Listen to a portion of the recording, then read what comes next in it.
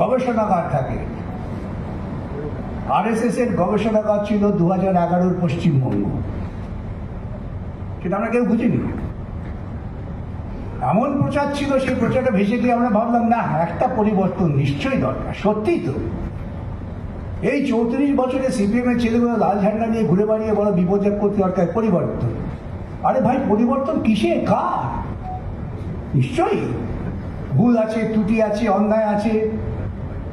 ভুল ত্রুটি অন্যায়কে সংশোধন করার জন্য পরিবর্তন, সেটা বুঝি, তাই না? আর পরিবর্তনে কি পরিবর্তিত হলো?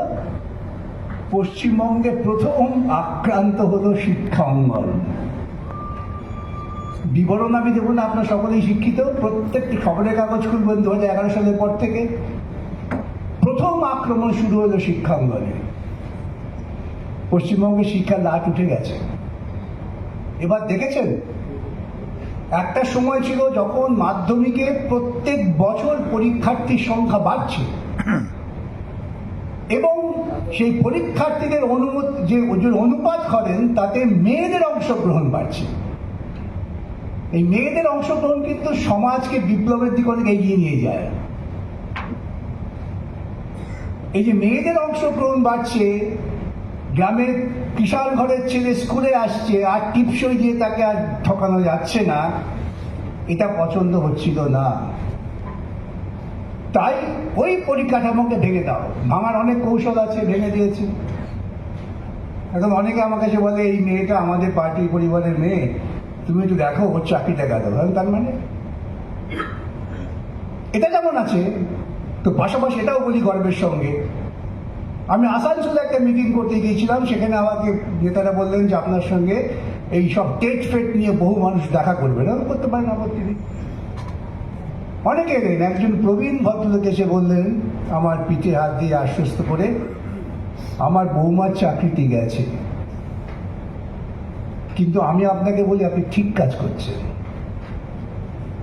এমন মানুষও তো আছে। সেই মানুষের কণ্ঠস্বর, সেই মানুষের দৃষ্টান্ত যদি আমরা সামনে নিয়ে আসি, তাহলে আমারটা হয়ে একটু দুর্নীতি আমার কাছে খুব বলতে খারাপও লাগে।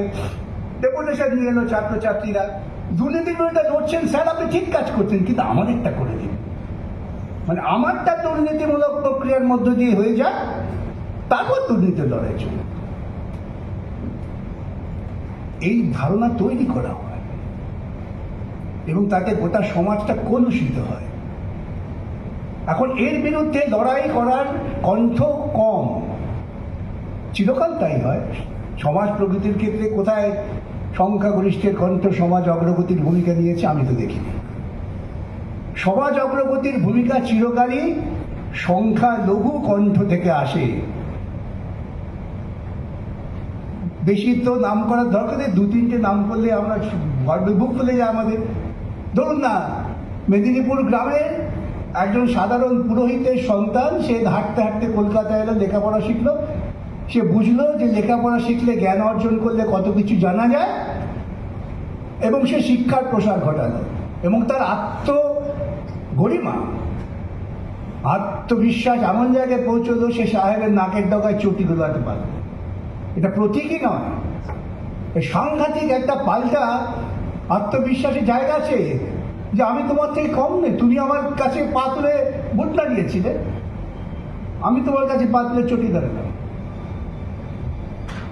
এর মধ্য দিয়ে প্রতিবাদের একটা নির্দিষ্ট রূপরেখা তৈরি হয়,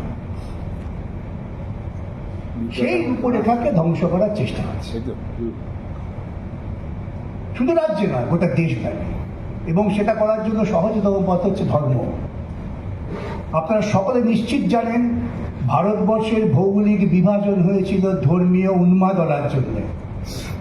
একদিকে আরএসএস এর নেতৃত্বে আমরা হিন্দুরা সংখ্যাগরিষ্ঠ, আমাদের হিন্দুদের দেশ হবে, আর সেখানে আরেকটি গোষ্ঠীর মানুষ, তারাও যথেষ্ট সংখ্যা নিয়ে বসবাস করতেন, তারা বললেন আমরা তাহলে নিরাপত্তাহীনতায় ভুগবো, আমরা যাবো কোথায়, আমাদের জন্য একটা আলাদা দেশ করে দাও। আর পেছন থেকে ডুগডুগি বাজাচ্ছেন সাম্রাজ্যবাদ, সে দেখতে আমাকে চলে যেতে হবে, আমি যদি চলে যাই তাহলে আমার পুঁজির যে মূল শক্তি তা তো দুর্বল হবে, সেটা যেন দুর্বল না হয়, তাই দুটি দেশ বিভাজনের ইন্ধন দিয়ে আমি চলে যেতে বাধ্য হলাম। কিন্তু আমরা ভারতবর্ষ নতুন করে যে তৈরি করলাম, আমরা তো বললাম না থিওক্রেটিক স্টেট, আমরা বললাম we the people of India. তাহলে আজকে we the people of India যদি আমাকে সংবিধান দিয়ে থাকে, আমরা যদি সাংবিধানিক ক্ষমতা প্রয়োগ করে কাউকে নির্বাচিত করে থাকি, প্রশাসনে বসিয়ে থাকি, সে যখন আমাদের এই মৌলিক অধিকারগুলো কৌশলে কেড়ে নিচ্ছে, আমাদের ভূমিকা কি হবে? আমাদের ভূমিকা হবে ধর্মঘট, আন্দোলন, প্রতিবাদ। আমি সেদিনকে আলোচনায় আমি বলছিলাম যে কেউ কেউ বলে আচ্ছা ধর্মঘট করছো, তোমরা ডাক দিয়েছো, মানুষ অংশগ্রহণ করবে কি করবে তাদের ওপর ছেড়ে দাও। বাহ, মালিককে গিয়ে বলুন তো যে ধর্মঘটের ডাক দিয়েছে, আপনি কারোর কোনো কড়া ব্যবস্থা নেবেন না, ছেড়ে দিন, সে কাজে আসবেই কাজবে। তার উপরে মালিককে অধিকার দিচ্ছেন, তুমি ধর্মঘটে অংশগ্রহণ করলে তোমার বেতন কাটা যাবে, তোমার নাক কাটা যাবে, তোমার কান কাটা যাবে, সেটা থাকবে। কিন্তু আমরা ধর্মঘটের ডাক দিয়েছি, আমাদের বলতে হবে আচ্ছা আমরা ছেড়ে দিলাম। এই কৌশলে প্রচার হয়, আমরা প্রচারে বিভ্রান্ত হই। আমরা ঘরে ঘরে ভাই কি দরকার, সত্যি ধর্মঘট ডেকেছে, তোমার সমর্থন থাকলে কেউ যাবে না। ওরে বাবা, সে তো যাচ্ছে ভয়ে, আতঙ্কে। তা আতঙ্ক কাটাবার জন্য আমাকে রাস্তায় লাঠি নিয়ে নামতে হবে, এটাও তো আমার অধিকার। তুমি তাকে ভয় দেখাচ্ছ, আমি পাল্টা ঢুকে দাঁড়াবো না? তোমার ভয় এমন জায়গায় পৌঁছে গেছে, তুমি একজন প্রবীণ ধর্মঘট কর্মীকে থাপ্পড় মারতে পারো। আমি যদি বলি, আমি যদি ওখানে থাকতাম, সমস্ত লোকদের ধরে ওকে পিটিয়ে দিতাম, তখন তুমি কি বলতে? উর্দিধারী একজন, উর্দিধারী যদি একটি মেয়েকে শ্লীলতাহানি করতে পারে, সেই মেয়ে যদি প্রতিবাদে থাপ্পড় মারে, তুমি বলতে পারো মেয়েটি কেন থাপ্পড় মারলো, কেন বলছো না তো সে উর্দিধারী কি করে মেয়েটিকে তার শ্লীলতাহানি করার চেষ্টা করলো? করেছি, করেনি বড় কথা, চেষ্টা করেছে। তো আমাদের সবসময় ভাবতে হবে, যখনই শাসক দল সুবিধাভোগী গোষ্ঠী কোনো একটা যুক্তি খাড়া করছে, খুঁজে বার করতে হবে যে সেই যুক্তির পেছনে একটা অসৎ উদ্দেশ্য আছে, এবং আমাদের নতুন চিন্তা ভাবনা করে সেই পাল্টা যুক্তি আমাদের সামনে হাজির করতে হবে। এই যুদ্ধ যদি আমরা চালিয়ে যেতে পারি, তাহলে ওরা আমাদের ভয় পাবে। এবং সেই জন্যই দেখবেন এই পশ্চিমবঙ্গের বুকে আমার বলতে কোনটা নেই, আমি গর্ববোধ করি, কেউ এটাকে আত্মশ্লাঘা মনে করবেন না। এই পশ্চিমবঙ্গের বুকে আইনজীবীরা শাসকের কণ্ঠে গোপন আতঙ্ক ধরিয়ে দিয়েছে, এই সাফল্য আইনজীবী। এবং এটাকে দেখে বিভিন্ন রাজ্যের আইনজীবীরা তারাও যাচ্ছে। এই গত 3 মাসে আমি 3টে রাজ্যে গিয়েছিলাম শুধুমাত্র সংবিধান এবং সাংবিধানিক অধিকার ব্যাখ্যা করতে। কেন? তারা তো ঘুমিয়েছিল। উত্তরপ্রদেশের মতো রাজ্যে, কানপুর, এটাওয়া, এইরকম ঘরে আইনজীবীরা ভর্তি। তারা সংবিধান, তার অধিকারকে বুঝতে চাইছেন, জানতে চাইছেন। 500-র উপর আইন ছাত্র ভাইজাকে ইউনিভার্সিটি তাদের জড়ো করেছে, জানতে চাইছে কেন সমাজতন্ত্র থাকবে, কেন ধর্ম নিরপেক্ষতা থাকবে। আপনাকে বলেন সত্যি তো কি দরকার সমাজতন্ত্র, কি দরকার ধর্ম নিরপেক্ষতা, নাই বা থাকলো ক্ষতি কি? এই একটা ধারণা আমাদের প্রতিদিন বুঝিয়ে দেওয়ার চেষ্টা হচ্ছে। আর ধর্ম নিরপেক্ষ বলতে সর্বধর্ম সমন্বয়, ভাই কোথায় পেলে সর্বধর্ম সমন্বয়? ধর্ম নিরপেক্ষতা মানে ধর্ম আচরণের বিরোধিতা নয়। ধর্ম নিরপেক্ষতা মানে রাষ্ট্র কোনো ধর্মের সঙ্গে সহবত করবে না। রাষ্ট্র হচ্ছে অভিভাবক, সবার অভিভাবক। এই যে বসে আছে সামনে আপনাদের দুর্গাপুরে, ওর উদ্যোগে আমরা প্রত্যেকবার মামলা করি, কেন দুর্গাপূজায় সরকার টাকা দেবে?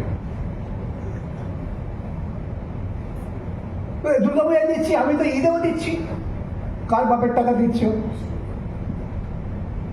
আমি বলেছি দাদাকে যে আমি তো যে ট্যাক্স দিই, আমার 1 পয়সাও এইসবে দেওয়া আমি মানব না, কেন দেবে?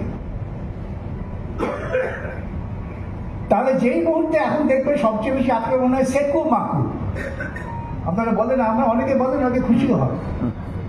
কেন আমরা চাই সেকুলারিজম, মানে হচ্ছে state is completely different from religious practices. ব্যক্তিগতভাবে বলো না, কে যে নামাজ পড়ছে, মন্দিরে যাচ্ছে, যীশু খ্রিস্ট পালন করছে, ইটু পুজো, ঘেটু পুজো, নাতু পুজো, যা খুশি করে। সরকার কেন সে করছে তার ব্যক্তিগত পয়সায়, আর সরকার পয়সা খরচা করে মন্দির করবে। আমরা তো জানতাম, ছেলেবেলায় পড়েছি, জমিদাররা তারা মন্দির স্থাপন করতেন জমিদারত্বের স্থায়িত্বের জন্য। এবং দেখবেন যত গল্প উপন্যাস পড়বেন, ওই জমিদার স্বপ্নে দেখেছে মা কালী তাকে বলেছে। কোন একটা চাষা কিন্তু স্বপ্নে মা কালীকে পায় না, আশ্চর্য। এবং এইভাবেই আমাদের চেতনায় ধরিয়ে দেওয়া হচ্ছে। সোশ্যাল সাইটে একটি মিডিয়া একজন বিজেপি আমাকে আক্রমণ করলেন, যখন আমি বললাম যে ওই দেখবেন আপনারা কুম্ভ মেলার পর একজন তথাকথিত সাধুকে জলে ফেলে দেওয়া হচ্ছে, কেন বর্বরতার সীমা ছাড়িয়ে গেছে। তা আমাকে আক্রমণ করে আপনার মৃত্যুর সময় অনেক কষ্ট পেয়ে মরবেন। আমি বললাম, ভাই রামকৃষ্ণ কষ্ট পেয়ে মরেছিল কেন? দেখবেছি চুপ করে গেছে।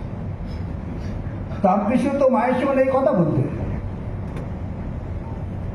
সেটা ছেড়ে ক্যান্সারে মারা গেল কেন? স্বামী বিবেকানন্দ বেঁচে থাকলে তো অনেক আমাদের সুবিধা হতো। যত পরিণত হতেন তত তিনি তার ভাইয়ের মতো মার্ক্সবাদী হয়ে উঠতেন, আমার বিশ্বাস। তো সেটা ছেড়ে 39 বছর মারা গেল কেন? এইসব প্রশ্ন যখন আপনি করবেন, এইসব যুক্তি যখন আপনি খাড়া করবেন, তখন আপনার উপর আক্রমণ হবে। আপনাকে বুক চিতিয়ে বলতে হবে, হ্যাঁ আক্রমণ করো। আমিও পাল্টা যুক্তি দেব। লড়াইটা হোক যুক্তির, লড়াইটা হোক বুদ্ধিমত্তায়, লড়াইটা হোক মানুষের মঙ্গল আকাঙ্ক্ষায়। পুঁজির জন্য লড়াই করে লাভ নেই। পুঁজির বিরুদ্ধে শ্রমের শক্তিকে জয়ী করবার লড়াই করতে হবে। সম্পদ শ্রমিকরা তৈরি করে, পুঁজি তৈরি করে। সেই দৃষ্টিকোণ থেকে আমাদের ভাবতে হবে। সময় হয়ে গেছে, আর পালাতে হবে। আপনারা সকলে আগামী দিন, আমার একটাই নিবেদন, ভারতবর্ষের সংবিধানকে রক্ষা করতে হবে। সংবিধান আপনারা কেউ পড়বেন না, দয়া করে প্রিয়াম্বেলটা, প্রিয়াম্বেল একটা অর্ধেক পাতা, সেটা যদি আপনারা প্রতিদিন পড়েন, আপনার চিন্তা চেতনা আসবে যে ভারতবর্ষকে আমরা কোন পথে নিয়ে যেতে চাই। ভারতবর্ষকে আমরা সাম্যের পথে নিয়ে যেতে চাই, সে কথা আমার প্রিয়াম্বেলে অন্তর্নিহিতভাবে বলা আছে, যেটা নিয়ে আমরা লড়াই করছি। আমরা সকলে লড়াই করবেন এই ভরসা করে, এই বিশ্বাস নিয়ে আমার কথা শেষ করলাম। নমস্কার।